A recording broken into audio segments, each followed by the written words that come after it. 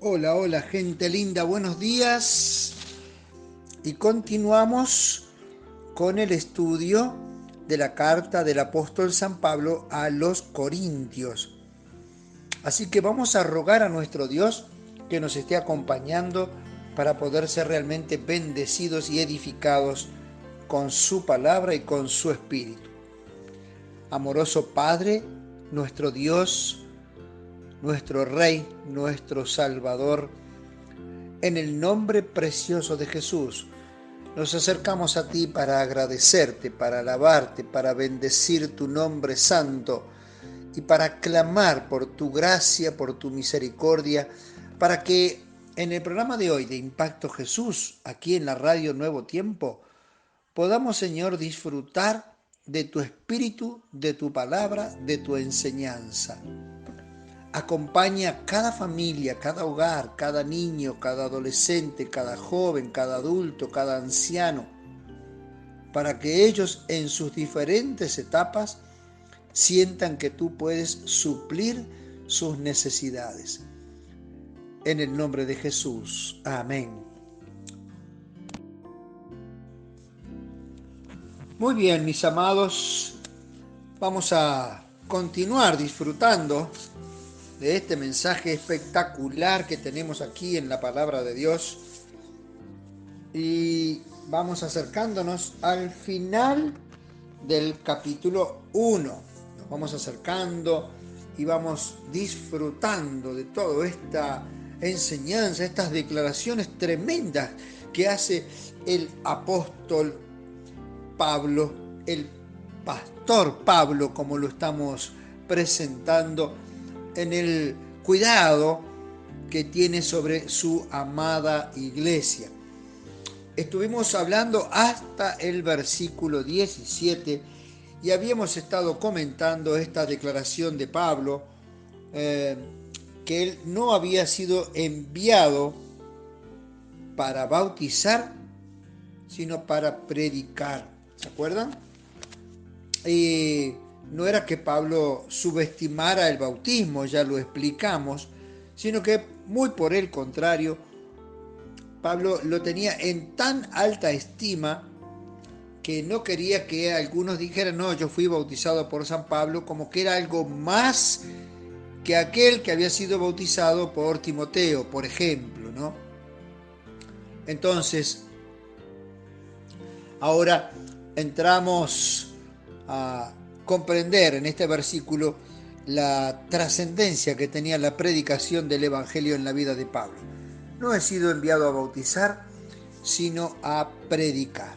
Y habíamos compartido la experiencia de este siervo personal, del llamado que el Señor nos hizo para trabajar aquí, en este lugar, en esta zona, en esta región y en esta etapa de nuestra vida, habiendo ya completado los años de trabajo de vida útil en la actividad en el frente de batalla, como pastor, como ministro del Evangelio.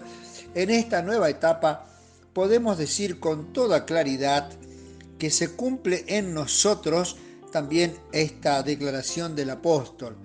No hemos sido enviados aquí para bautizar, sino para predicar. Y el Señor abrió una puerta enorme para la predicación del Evangelio. Y aquí estamos durante los 5 días de la semana compartiendo mensajes de la palabra de Dios. Y ahora nos metemos en el versículo 18.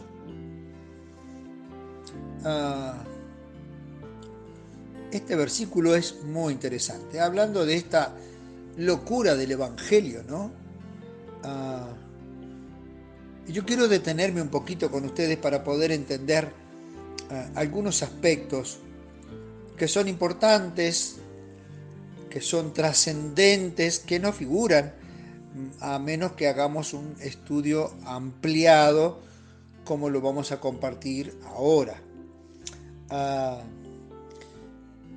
La locura del Evangelio en el siglo I. Y vamos a tratar de responder la siguiente pregunta. ¿De qué se hablaba en el siglo I en la predicación? Es decir, ¿qué es lo que se predicaba en el siglo I? ¿Qué predicaban los cristianos del siglo I? Bueno, vamos a ver distintas perlitas, puntos concretos. O 1.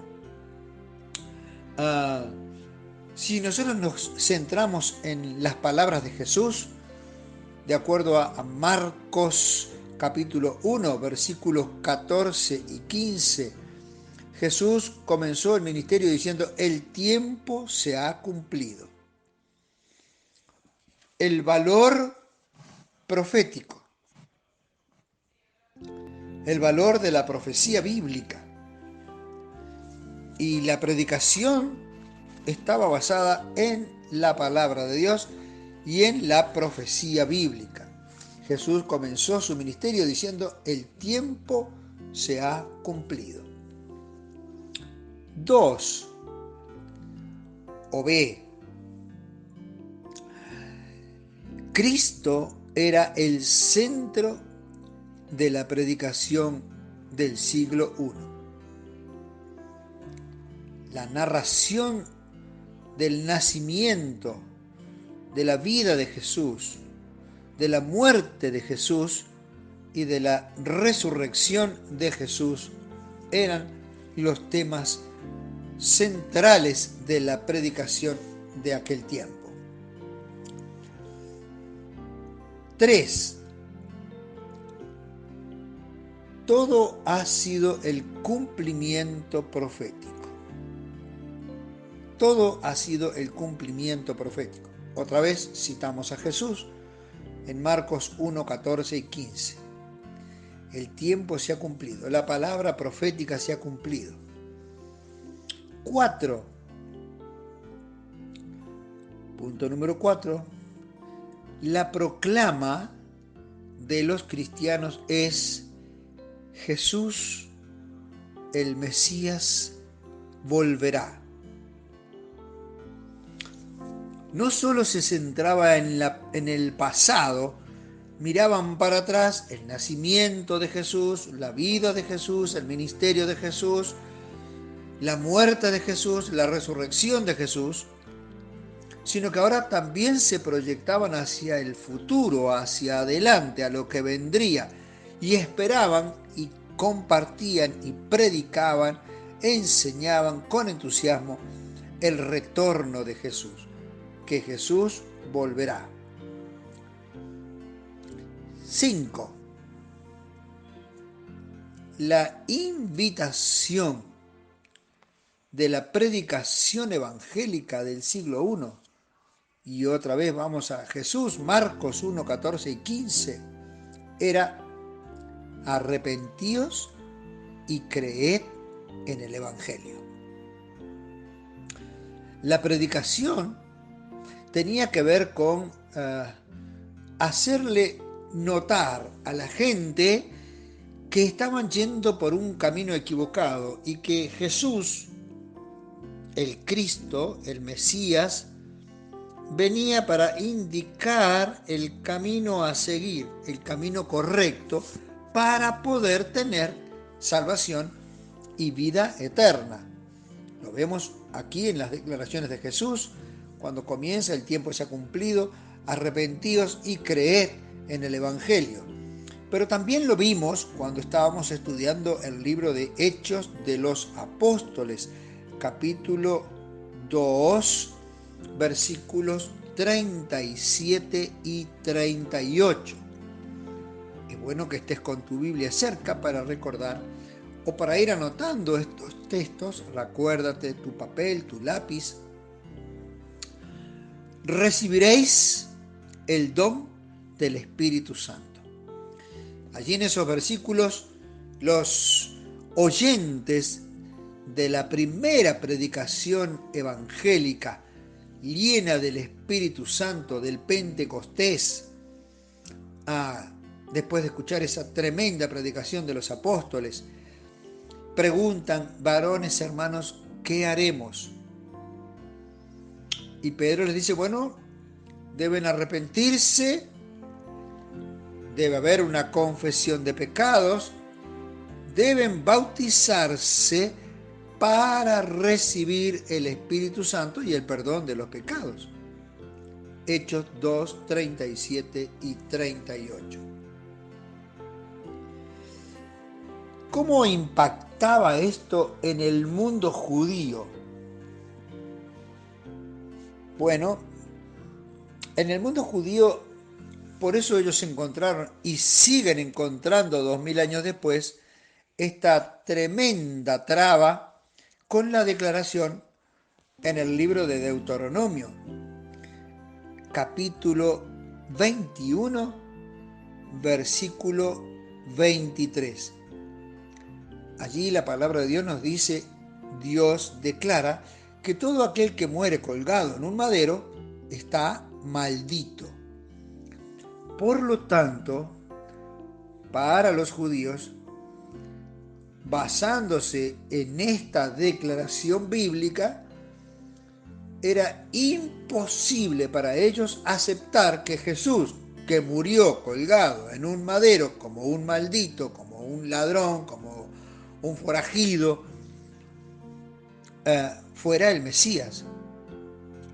Y después de 2000 años no logran entender esta declaración bíblica a la luz de la obra del Mesías. La cruz era y es la barrera infranqueable para Israel.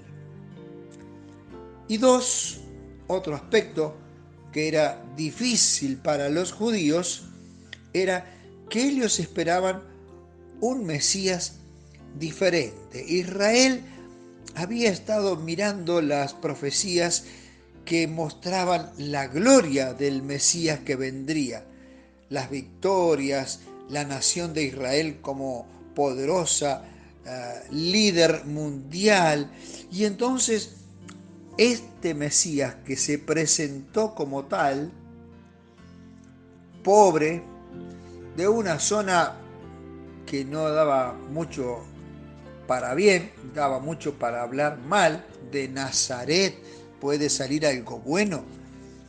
Y entonces de una familia donde los comentarios sobre su nacimiento y sobre su madre eran muy negativos, no podían encontrar que de acuerdo a sus conceptos o sus preconceptos del Mesías encajaran con la vida de Jesús.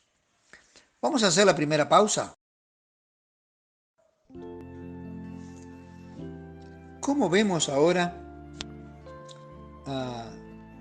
cómo encajaba la predicación del Evangelio, a la que Pablo menciona que es locura?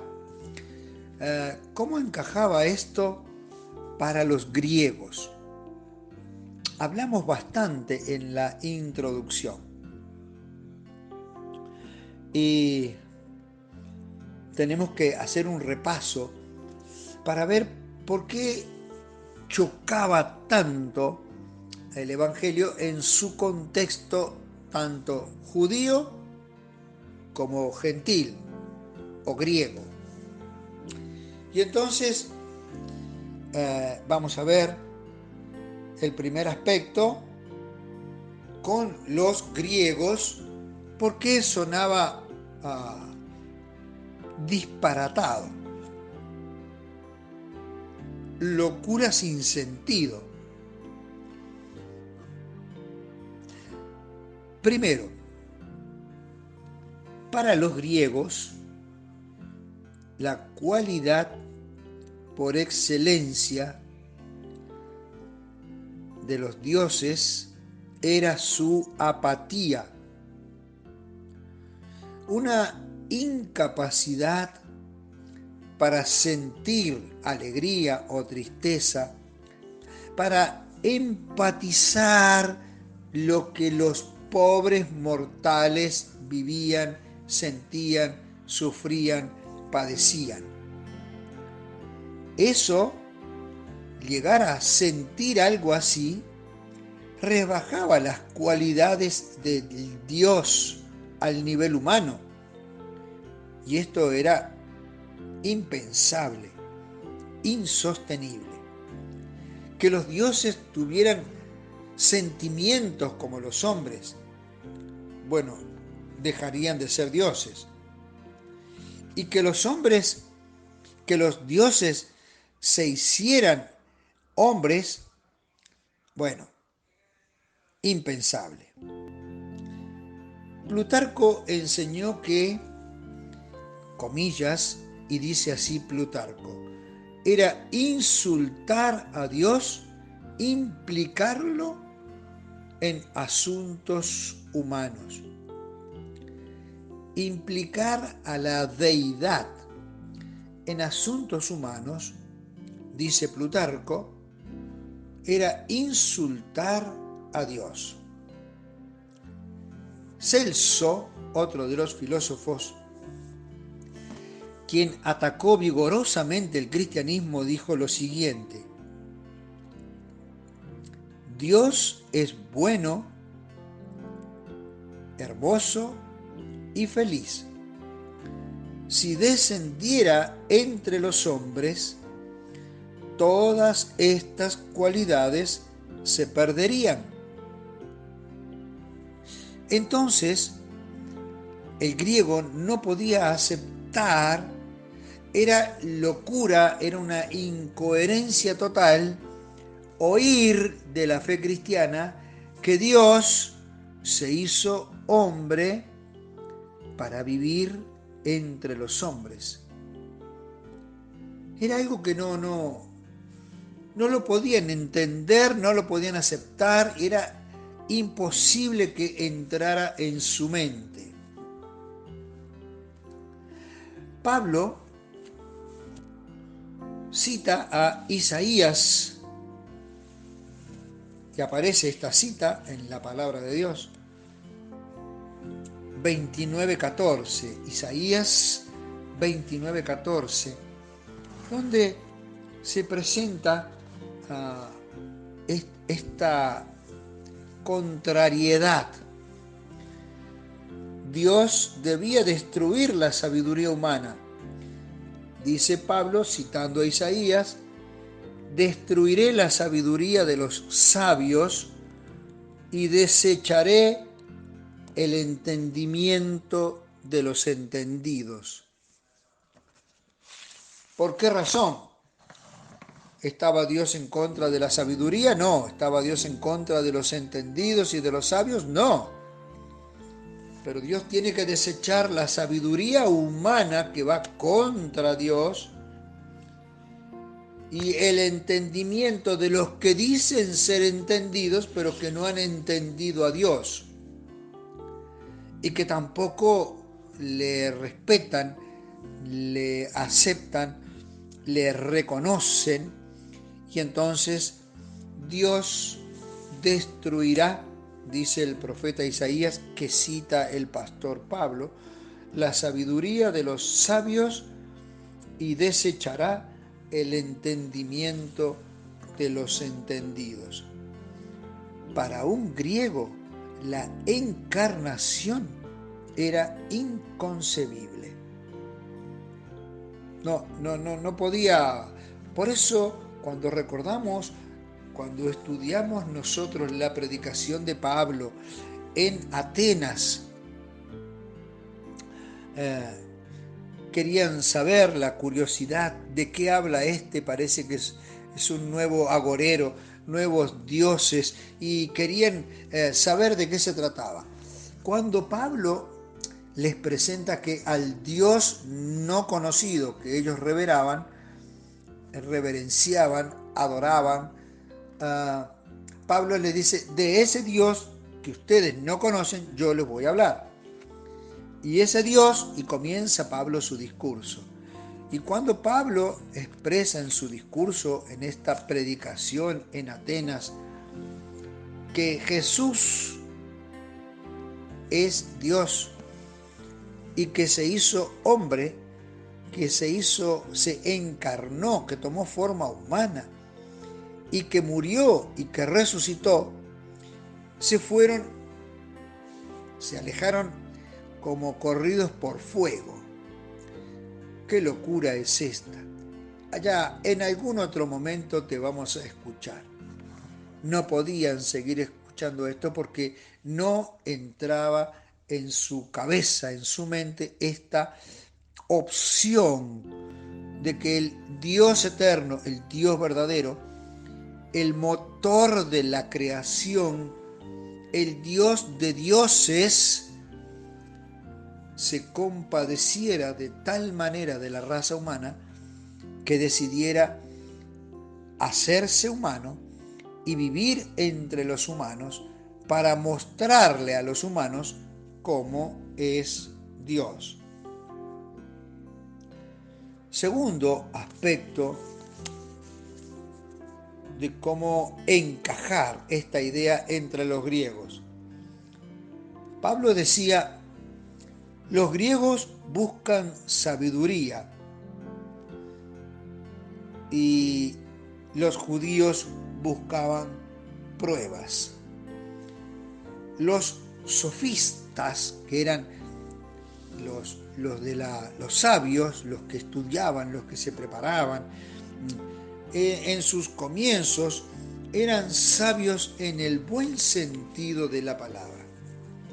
Sofía es el amor a la sabiduría, la filosofía, y entonces eran sabios en sus comienzos, en el buen sentido, pero luego que el tiempo fue pasando, las décadas fueron pasando, se degeneró la profesión y llegó a representar o a tener el significado de una persona lista de mente y astuta de lengua, de retórica alucinante y persuasiva. Barclay nos ayuda a entender esta idea. Hoy en día nosotros diríamos unos charlatanes baratos. Barclay lo define con una frasecita muy simpática. Dice así: los griegos se drogaban con palabras altisonantes. Les gustaba usar palabras difíciles, que la gente se quedaba pensando, wow, mirá cómo habla, mirá cómo se expresa. No entendían nada porque no entendían las palabras que usaban, pero impactaban al auditorio. Frente a esta situación, a este estilo de vida griego, nos encontramos con los cristianos. Todos los cristianos que se enamoraban de Jesús, que hacían pacto con el Señor, se transformaban en misioneros. Recuerdan que hemos estado hablando de esto.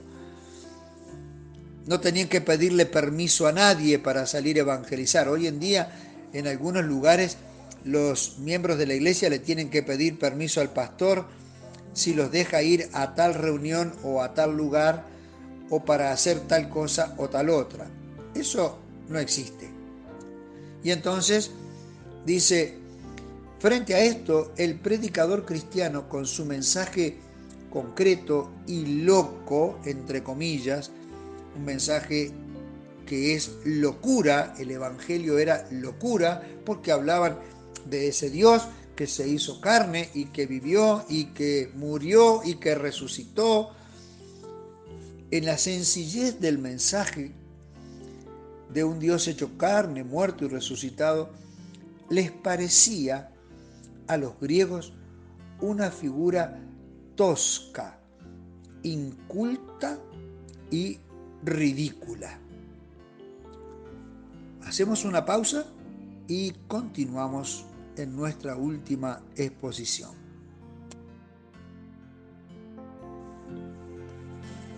Muy bien, entrando en el último bloque para nosotros en esta mañana, estamos en el versículo 19, donde Pablo usa esa cita de Isaías que recién compartíamos. Así que nos vamos al versículo 20. El versículo 20 dice el apóstol: ¿dónde está el sabio? ¿Dónde está el escriba? ¿Dónde está el que discute asuntos de este mundo? ¿Acaso no ha enloquecido Dios la sabiduría del mundo? 21. Puesto que el mundo mediante su sabiduría no reconoció a Dios a través de las obras que manifiestan su sabiduría, agradó a Dios salvar a los creyentes por la locura de la predicación. 22. Los judíos piden señales y los griegos buscan sabiduría. 23. Pero nosotros predicamos a Cristo crucificado, para los judíos ciertamente tropezadero y para los gentiles locura. Vamos a ver hasta acá. Así que vamos al versículo 20. Estamos hablando de esta pregunta, estas preguntas que Pablo está hablando acerca de los hombres, el reto que Pablo lanza en esta carta a la iglesia, como diciendo, muchachos, a ver, presten atención. ¿Dónde están los sabios? ¿Dónde está el escriba? ¿Dónde está el que discute asuntos? Y entonces dice, ¿acaso no ha enloquecido Dios? ¿No ha convertido Dios en una necedad la sabiduría del mundo? Esta pregunta Pablo la plantea para que ellos razonaran, porque evidentemente estaban perdiendo el norte que era su Señor Jesús. Y se estaban dejando llevar por palabrerías. Y entonces Pablo llama la atención sobre esto. Y el versículo 21 nos introduce Pablo diciéndonos, puesto que el mundo, mediante su sabiduría, no reconoció a Dios a través de las obras de Dios, y entonces dice, agradó a Dios salvar a los creyentes por la locura de la predicación. Impresionante esta declaración del pastor Pablo. Impresionante. Desde el principio, Dios ha dado testimonio de su existencia por la creación, por las cosas que nos rodean. Y entonces el hombre que tuvo la oportunidad de reconocer a Dios como el Creador, pero no lo reconoció, entonces Dios elabora el plan de salvación. Y me encanta esta declaración del pastor Pablo cuando dice, agradó a Dios salvar. Agradó a Dios salvar. Me encanta esto, ¿no? Agradó a Dios salvar. ¡Qué maravilla! Que Dios quiere que nosotros nos salvemos. Dios quiere que yo sea salvo y Dios quiere que tú seas salvo. Y que tú y tu familia, tú y tu casa sean salvos. Y acá el apóstol nos declara cuál es el sentimiento de Dios para con la raza humana, el sentimiento de Dios para con los pecadores. Agradó a Dios salvar. Salvar a Dios le causa placer, le agrada salvar. Pero hay aquí una declaración muy puntual. ¿Salvar a quién? ¿A quiénes? Hay gente que enseña que Dios va a salvar a todos los seres humanos. Y eso es mentira. Eso es falso. Eso no es bíblico. No es una enseñanza de la palabra de Dios. Y acá tenemos el texto clarito. Agradó a Dios salvar ¿a quiénes? A los creyentes. Los que no son creyentes no pueden ser salvos aunque a Dios le agrade querer salvarlos, pero no los puede salvar. No porque Dios no sea todopoderoso, sino porque Dios no va a invadir la libertad de elección que tiene el ser humano. Y si yo decido no creer, Dios no me va a salvar. Por eso Pablo lo deja bien claro. Agradó a Dios salvar a los creyentes. ¿Y cuál es el medio para salvar a los creyentes? La locura de la predicación. Por eso es para nosotros, aquí desde Impacto Jesús, un enorme placer. Para mí es un enorme placer, un enorme privilegio poder predicar el Evangelio del Reino para salvar, para que tengan fe, para que conociendo a Jesucristo se puedan enamorar de Jesús y puedan establecer un pacto con Él para salvación y para vida eterna. Esa es nuestra misión, la predicación del Evangelio, porque a Dios le agrada salvar a los creyentes por medio de la locura de la predicación. Podrían decir, este pastor está loco, y sí, es posible que para quienes no creen, esta predicación sea locura. Y entonces dice, los judíos piden señales y los griegos buscan sabiduría. Bueno, los griegos buscan sabiduría era famoso, ¿sí? Ellos sabían perfectamente bien esto. ¿Cómo es esto de que debemos ser salvos por la predicación del Evangelio? La intención de Dios es salvar a todos, pero solo los creyentes serán salvos.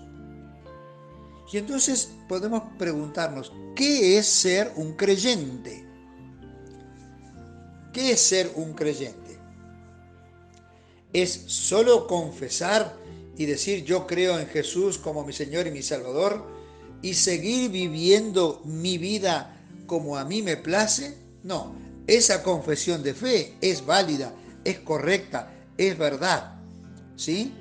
Yo creo en Jesús como mi Señor y mi Salvador, pero cuando yo declaro esto, declaro que Jesús es mi Señor. Y cuando yo declaro que Jesús es mi Señor, yo tengo que obedecer a mi Señor. Y no decirle a mi Señor que vaya conmigo a donde yo quiero. Y para hacer lo que yo quiero. Es al revés. Cuando yo declaro que Jesús es mi Señor, me sujeto a la voluntad de mi Señor. Me entrego a la autoridad de mi Señor. Y esto manifiesta obediencia, sujeción. Y entonces nos encontramos con que ser un creyente es estar sujeto al dominio del Señor. ¿Y dónde lo vemos? ¿Se acuerdan de San Mateo capítulo 7, 24 al 27, donde Jesús narra que habían dos hombres, uno prudente que edificó sobre la roca y el otro un imprudente que edificó sobre la arena? El prudente que edificó sobre la roca dice que vinieron las lluvias, vinieron los vientos, vinieron las tempestades, vino todas las dificultades, pero la roca no cayó, la casa no cayó. ¿Por qué? Porque estaba edificada sobre la roca. Y nosotros entendemos que la roca es Cristo. Así que confesar a Jesús es correcto, está muy bien, es el paso número 1. Yo confieso que hago de Jesús mi Señor, mi único Dios y Salvador. Ahora tengo que entregarme a mi Señor. tengo que sujetarme a mi Señor, sujetarme al señorío de mi Dios, de mi nuevo Dios, de mi nuevo Rey. Y entonces andar en obediencia a su palabra. Los judíos clamaban: muéstranos, muéstranos, muéstranos. Queremos pruebas de tu divinidad, de tu mesianismo. Y entonces anota allí en tu cuaderno para que puedas ver Mateo capítulo 12, versículo 38. Mateo capítulo 12, versículo 38. Lo vamos a leer, pero por favor anótalo para que lo puedas repasar en tu casa después. ¿Sí? Estas eran los pedidos de los judíos. Mateo 12, 38 dice así: entonces respondieron algunos de los escribas y de los fariseos diciendo: Maestro, deseamos ver de ti una señal. Era el pedido típico de los judíos. En San Juan capítulo 4, versículo 48, también encontramos esta característica. Entonces Jesús les dijo: si no veis señales y prodigios, no creeréis. Qué bárbaro, ¿no? Pensando que las señales de los milagros era lo que realmente autenticaba. Y Jesús le dijo: si no ven, no creen. Los griegos decían: queremos sabiduría. Por ejemplo, las declaraciones de Pablo en las predicaciones de los atenienses. Y en el versículo 23 me encanta porque Pablo dice: pero nosotros predicamos a Cristo crucificado. Para los judíos ciertamente es una locura, un tropezadero, es un obstáculo, y para los griegos es una locura.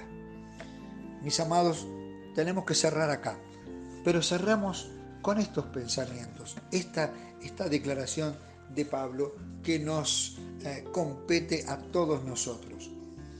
Mientras unos pedían una cosa y otros pedían otra, Pablo dice: pero nosotros los cristianos, los creyentes en Cristo Jesús, dice, predicamos a Cristo crucificado. Lo que para los judíos es tropezadero y para los gentiles es locura, para nosotros es salvación y bendición. Que Jesús te abrace, te consuele y te conforte en este día. Chau, chau.